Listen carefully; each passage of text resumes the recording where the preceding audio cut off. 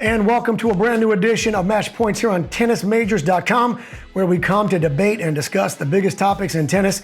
And this is kind of our year in review, if you will, as we look ahead to 2021. As we say hello once again to our esteemed panel. First of all, she, of course, the 2013 Wimbledon singles champion, Marianne Bartoli. Also joining us once again, the tennis writer of the New York Times, freelance as well as elsewhere. He's also the host of the wildly popular podcast, No Challenges Remaining, Mr. Ben Rothenberg. And finally, joining us once again, outspoken tennis critic, tennis player, and you know him on Instagram and Twitter as well, from behind the racket, Mr. Noah Rubin.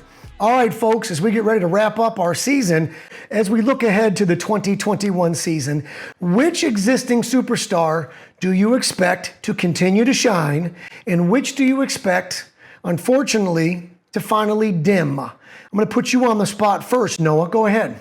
Yeah, it's going to be tricky. I think there's a lot of outside scenarios right now because we see players that haven't played in a year. What does that tennis look like? You know, are they going to be as competitive as the guys that have played, 20 matches? I think looking on the men's side, Dominic Thiem, I think he's kind of solidified his spot amongst, being that, third best player in the world right now and looking to, overcome and possibly take the number 2 spot somehow. But it's difficult. Looking at the players that would dim, I'm curious to see from an Ash Barty point of view. I mean, she's been very good. Obviously, she got to number 1 in the world by taking time off. I want to see what a player like that does after so much time off the court. Do those first few tournaments. Is that just shaking the rust off, or is she excited to go out there and play? I'm curious to see how it goes. All right, Marian, of the existing superstars, whom do you expect to continue to shine in 2021, and whom do you fear might finally now begin to dim? Yeah, I agree with Noah on Dominic Thiem. I think he has shown now for a year, was challenging already Novak really hard during that final of the Australian Open, and then taking the first Grand Slam title of the US Open, being in the final of the Masters, that he really belongs now in the top 3, and he will challenge those guys, I think, to win more Grand Slams. I don't think he really cared about the ranking that much. I think now that he has his first Grand Slam title, that's his goal to take more Grand Slams.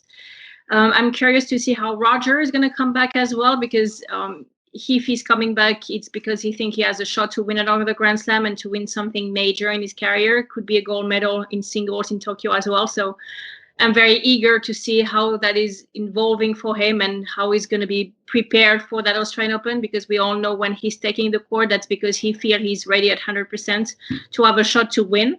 So that is, for me, very interesting. On the women's side, I'm curious about Andreescu and Ashley Barty. Andreescu more about also her recovery from a knee injury. When you don't play over a year, and I don't think she has been able also to practice much or to get her physical training at the level she probably wants to.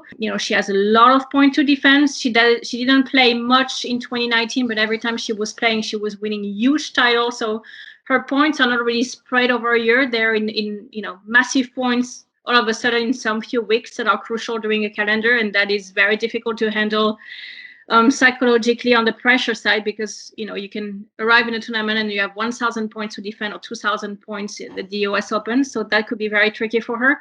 I think for Ash Barty, because of her game and her craft and her slice and her hands, it might take a month probably to get her groove back, but I don't think she would be that disturbed. But I think for Bianca Andreescu, it could be, and I could be wrong, but it could be very difficult to maintain and sustain her ranking in the top 8 because of the way her points are structured and the way she has to defend them, and also physically the fact that she hasn't been really able to practice. All right, Ben, same question. Of the existing stars, who do you expect to shine? Who now finally begins to dim? The person who I've sort of very interested from the shining perspective we'll start with is Naomi Osaka. I think we didn't see her play any of the European events after winning the US Open, but I think she was super, super impressive in Cincinnati and New York. And, assuming we get an Australian Open, I think she's the player to watch there. She's won that tournament before. I think she's kind of getting into that next tier where after so many different players in women's tennis won 1 Grand Slam or 2, now she's up to 3. I think she's sort of going to start running up her own score a little bit and really asserting herself out from the pack in 2021. So she'd be my pick there. In terms of who to watch, I think Andreescu, Marian rightly named, is a huge X factor. She's just been such a incredible talent when she's been healthy, but she's been healthy so rarely and seems to have had problems getting healthy even when she's not playing. Like, she's taking a lot of time off and still there are question marks about her health. So she's pretty unknowable. But then we have, I think I have to name the two superstars who are getting later and later into their 30s in Serena and Roger Federer. I think both turned 40 in 2021, I believe.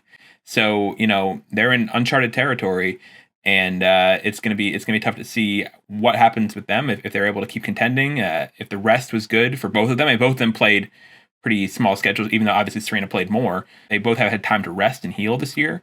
Is that going to help? Is it going to hurt? I don't know. I think 2020, we said this before, but 2021 is probably a last great shot for them to win a 24th Grand Slam for Serena and a 21st for Roger. Okay, each of you now, give me the name of a rising star that you believe will have a breakout year in 2021. Who will be that breakout star? Marian, you want to go first? I think on the men's Sinner, Yannick Sinner from Italy. And I think on the girls, that's a lot more difficult. I think Coco Gauff will be able to, after a year she has been playing now on the tour, will be able to remaster her game and have even a greater breakthrough that she had in the past. Ben, breakout star, 2021 prediction, go. I love Yannick Sinner, so I'm going to also pick Yannick Sinner. He's an easy pick. I think it's glad to see him get a first title finally, and not finally. I mean, he's still only a small child, but I hope that he continues to progress, and I think that his talent is huge, and I could see him going pretty deep. Like what he played against Rafa at the French Open was super impressive, showing that he was able to, he served for that first set against Rafa in the French Open quarterfinal, which not many guys his age get to do, and I think will only get better. So it's definitely Sinner there. It's not a particularly surprising pick. Women, yeah, I agree, it's tougher. I would say maybe someone like Katie McNally. All right, Noah, same question. Breakout star, 2021 prediction on both sides. Go ahead. Yeah, Marian got lucky going first. Those were definitely my two top choices. On the men's side, I also want to see, I think some people put down Medvedev. Obviously, he already broke out a little bit, but I want to see a little bit more of that consistency throughout the year. I want to see if he can, come out and be maybe that new Dominic Thiem, see if he can be one of those solid players, because, I think right now, Thiem is really the only one that's solidified himself. And yeah, Coco Gauff, I'm really curious to see if she can progress at the way, we are hoping for. It's so scary at that age. And during a time like this with so much on her plate, I'm curious if she can continue to step up. Okay, final question of this final episode of our season. This one's a little tricky. You'll have to commit to it. Who is more likely to win yet another major in 2021? Is it Roger or is it Serena? Noah, go ahead. I would say Serena. Right now. I think looking at the group of guys coming up, and it's there on the women as well. I just think the physicality is just a little bit extra on the men's side right now, especially in the best of five. We were using that as the example. If you have to go best of five, you have to be in shape for that. I don't think, even if you take out the next gen, which, even if Federer gets through those matches but is beaten up, is he ready for Nadal or Djokovic? I don't know. I mean, that is a absolute hell of an effort to ask from him. On the women's side, I can see Serena putting together great matches at Wimbledon, being in shape for that. But it's tough. I mean, both sides have a lot of rising stars they have to get through. Yeah, if you follow Serena on social media, you see she appears to be in phenomenal shape right now as we speak. All right, Marian, who's more likely in 2021 to claim another major? Is it Roger, or does Serena finally get over that hump? It's so hard to put me on the spot like that, because I would love both of them to win so badly. But if you think realistically, you have to go with Serena, of course, because she has been in so many Grand Slam finals after her comeback from pregnancy, that you feel at some point she would be able to win that extra match and she will be able to get that title. It's all about her fitness. It's all about her conditions, whether she can get ready physically to win 7 matches. That has been her hardest problem so far. But, I don't know how her Achilles, how bad that injury was in Roland Garros, how she can get ready for the Australian Open. Of course, Wimbledon is going to be her best shot, but I think she has been so close so many times lately that she probably have a better shot than Roger. But I still see Roger at Wimbledon putting 7 great matches together on grass court and just getting the title. I mean, he was so close over Novak. having too much points that you can't read him off like that. So, but most likely Serena. Ben, same question. Who's more likely in 2021, Serena or Roger, to claim another title?